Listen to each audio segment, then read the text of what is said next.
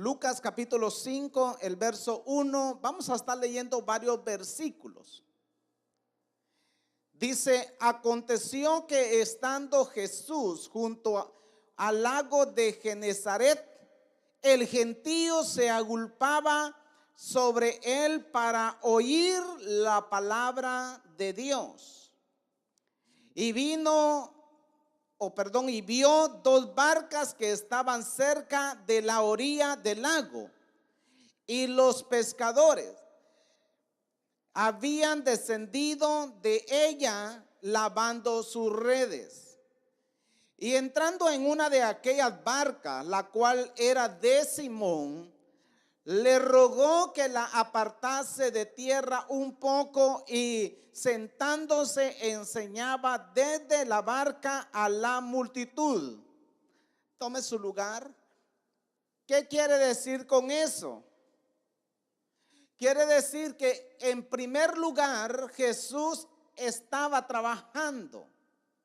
Jesús tomaba el ministerio al que el Padre lo había enviado, lo tomaba como un trabajo.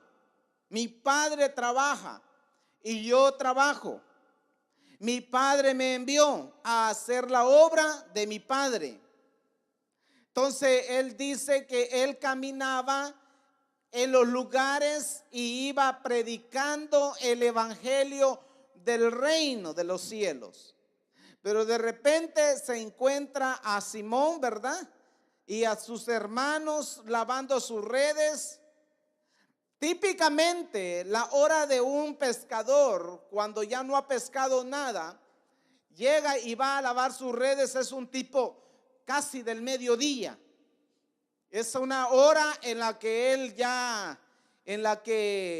el pescador ya se dio cuenta que ya es en vano trabajar.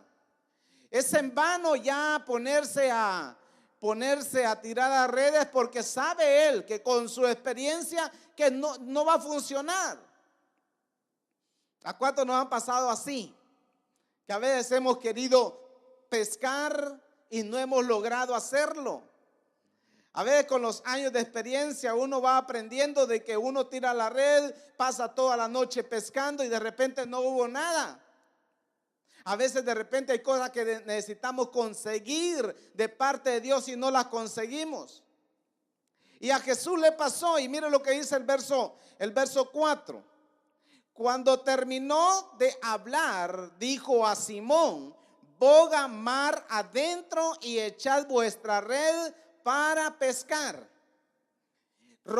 Dice, respondiendo Simón le dijo: maestro, toda la noche hemos estado trabajando y nada hemos pescado, mas en tu palabra echaré la red. O sea que el diálogo entre Pedro y Jesucristo es: Pedro, si tú tan solo obedeces a la palabra que yo te doy, vas a pescar. Señor, mi experiencia. Señor, he pasado toda la noche. Señor, aquí hay testigos de que no hemos podido pescar nada en toda la noche. Yo me imagino por un momento al apóstol Pedro contando su experiencia y viendo y diciendo: qué milagro, qué raro es que no hemos podido pescar nada durante toda la noche. Es que, mire, es algo ilógico pensar en que pescar toda la noche y tirar la red y no agarrar ni un pez. Mientras tanto, Jesús le dice: anda y echa la red. Y el apóstol Pedro ya reconoció en su corazón y él dice: Señor, yo no he podido pescar nada, pero en tu palabra yo voy a echar la red. Esa es la fe que cada día lo tiene que mantener vivo uno, que aunque por muchos años hemos estado trabajando y no hemos podido pescar nada, hay un momento en que hay que decirle al Señor: Señor, en tu palabra yo voy a echar la red. Y mire lo que pasó, el verso 6. Y habiéndolo hecho, encerraron gran cantidad de peces y sus redes se rompían. Entonces hicieron señas a los compañeros que estaban en la otra barca para que viniesen a ayudarle, y vinieron y llenaron ambas barcas de tal manera que se hundían. Mire, el apóstol Pedro, él quería llenar por lo menos su barca. Yo no sé, él tenía ese trabajo y estaba él afanado por llenar su barca. Pero cuando la bendición de Dios llega, hay que hacerle señas a los demás ministros que vengan a traer peces, porque la barca ya está muy llena y no hay que perder la cosecha. No hay que perder el fruto. Entonces dice, le hicieron señas: vengan, porque nuestra barca se está hundiendo de tanto pez que hemos pescado. Vengan. Y llegaron, dice, y llenaron ambas barcas. O sea que Jesús era alguien que hacía milagros no solamente para la persona que le pedía el milagro, sino también para los que no lo habían pedido. Hay gente que no ha pedido ningún milagro y Dios ha visto en ellos un favor y una gracia y les ha suplido sus necesidades. Les ha suplido. Nosotros tenemos experiencias de que hemos estado orando a Dios por alguien que de repente ni va a la iglesia. Y de repente esa persona, con los años, con el tiempo, ella regresa, llega a la iglesia y dice: yo no sé, pero algo yo sentí en mi casa. Algo yo sentí en mi hogar, algo yo sentí en el carro y me hizo venir a la iglesia a contar de que Dios ha hecho algo conmigo. Yo tuve la experiencia de alguien así. Pasamos muchos años orando por un amigo. Éramos amigos, pero así un poco de lejos. De repente él se fue acercando. Yo siempre oraba por él. Y de repente vino a la iglesia un día y tuve la bendición de orar por él y bendecirlo. Y no solamente eso, sino que él vino y bendijo la iglesia. Pero eso sucede a través de la oración. Ellos estaban pescando, pescaron, agarraron tanta cantidad de peces que llamaron a los demás compañeros, les dijeron: vengan.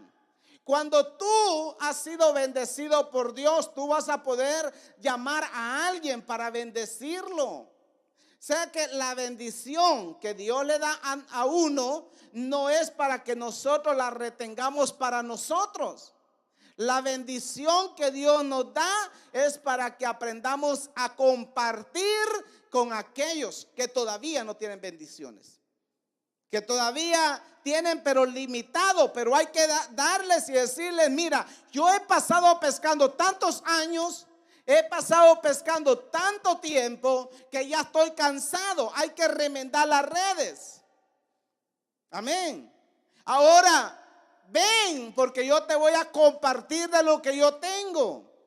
Y eso es muy bueno cuando se tiene un corazón así, porque el corazón que de un siervo siempre no va a ser un corazón mezquino que va a querer solo para él. No, hay veces que Dios usa ciertos medios para llamarnos nomás la atención, pero las cosas grandes están por venir.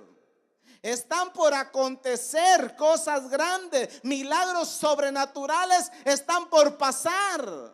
Porque una cosa es un milagro que Dios usa para hacer algo como para sanar una persona, pero otra cosa es el testimonio que va a recibir toda la familia, amigos, compañeros de trabajo. Van a recibir el testimonio de aquella persona que fue sana, que aquella persona que fue liberada, de aquella persona que fue libre de deudas, aquella persona que Dios está usando para hacer algo nuevo, algo diferente.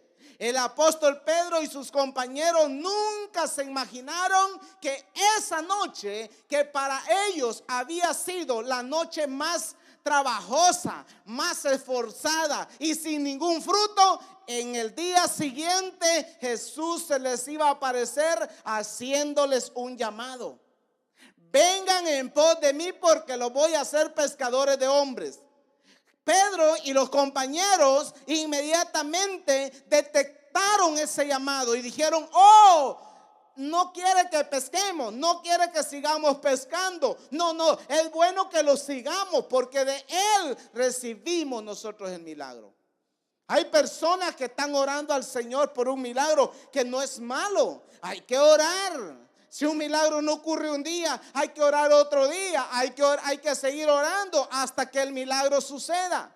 Habemos quienes estamos orando por la familia, por conversión, para que ellos se conviertan a Cristo, para que se aparten del mal. No vienen un día, hay que seguir orando. No vienen otro día, hay que seguir orando. Cuando de repente va a venir la gloria de Dios y la respuesta de Dios, y los corazones que aparentemente eran duros van a ser ablandados con el poder de Dios.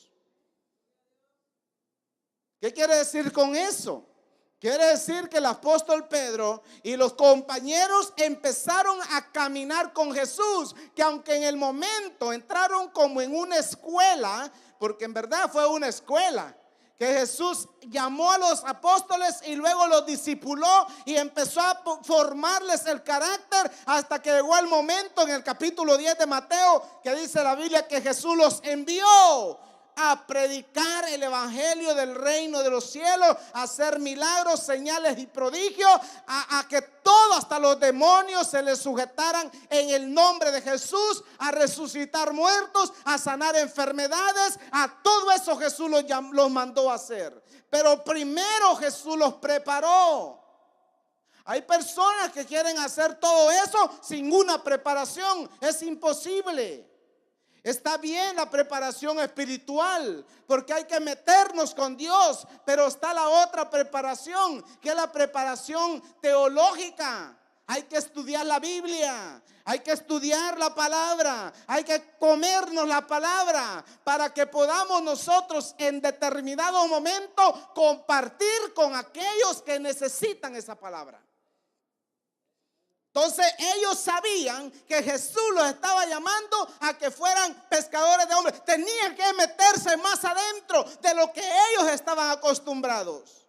No es que ellos no sabían de la ley. Ellos sabían de la ley porque eran judíos. Eran personas bien preparadas en la ley. Pero no les faltaba algo. Le faltaba hacer milagros, señales y prodigios, y eso solamente se podía conseguir de alguien que tenía la experiencia.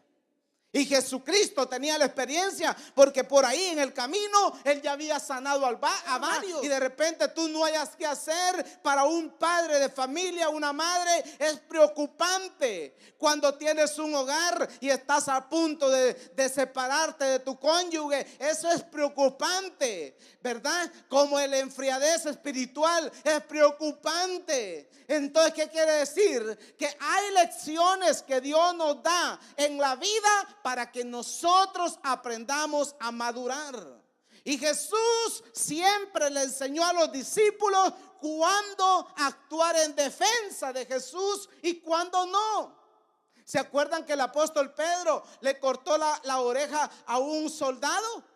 Sí, se la cortó y Jesús le dijo: no, Pedro, ¿cuántos años llevo a estar contigo? Y yo no te he enseñado que uses tu machete, no uses tu espada. No es con espada, no es con ejército, es con mi palabra. Yo pudiera orar y decirle al Padre que envíe legiones de ángeles y los enviaría. ¿No es cierto que en determinados momentos, cuando en tu vida estás pasando problemas, muchas veces estás como queriéndote defender? ¿Estamos a la defensiva? Sí, nos pasa. Nos queremos defender, quizás de alguna crítica, quizás de algún problema grave. Pero Dios te dice: no, detente. Yo soy el que peleo por ti. Yo soy el que peleo tu batalla. No desmayes. No mires hacia otro lado. Que aunque el enemigo te ponga malos pensamientos, el Señor te dice: yo estoy contigo. Yo estoy para que seas tú un vencedor. Te he llamado para que seas alguien en mi reino. Los apóstoles nunca se imaginaron a qué gran magnitud ellos iban a llegar. Ellos iban a llegar lejos. Y Jesús les quiso inspirar a eso, a que llegaran lejos. Pero los discípulos muchas veces se cansaban, dice la Biblia. Dice la Biblia que los discípulos se cansaban y se acostaban a dormir. Mientras tanto Jesús iba a orar. ¿No nos pasa muchas veces?